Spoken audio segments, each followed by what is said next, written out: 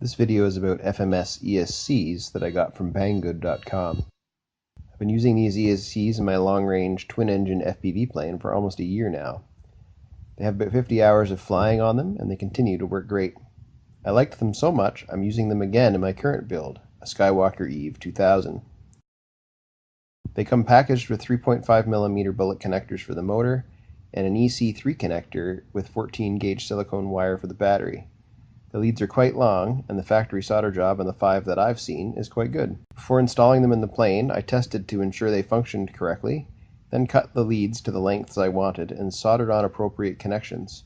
I also cut an opening in the heat shrink to allow for better heat dissipation. I don't use the battery eliminator circuit on the ESC, but the wires are connected and run into the plane in case I change my mind. You program these ESCs using the throttle channel on the radio. I expect a lot of these get returned because people can't get them to work right.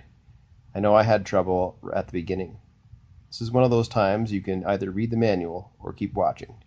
The secret is a throttle position when the ESC is powered on. First, a note on safety. Never power up the ESCs for the first time with propellers on the motor, and it's always good practice to take propellers off when testing. Only install propellers after you have confirmed your radio settings and everything is working as you expected. And there is no more important safety rule than to wear these safety glasses. First, install the ESCs, you must calibrate the throttle or they won't work correctly. To enter the programming mode, you switch on your transmitter and set the throttle to the maximum position. Then connect the battery pack to the ESC. Wait until you hear 2 short beeps confirming the ESC is now entered programming mode. If within 5 seconds the throttle stick is lowered to its minimum position, an audible tone is heard, indicating that throttle calibration has been changed. If the throttle stick is left in the maximum position beyond 5 seconds, the ESC will begin the sequence from one function and its associated settings to the next. You can refer to the chart that I'll put on the screen now. Pause it if you want to read the whole thing. When the desired tone for the function and setting option is reached, move the throttle stick down to its minimum position.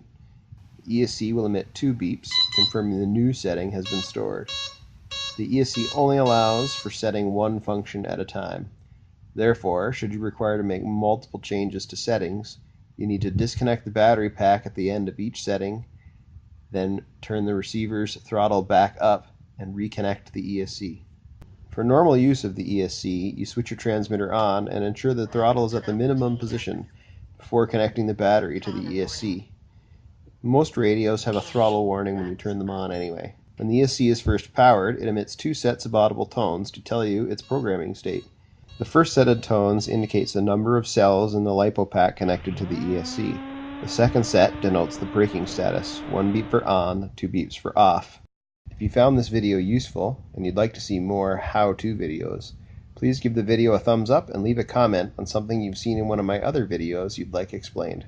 Thanks for watching.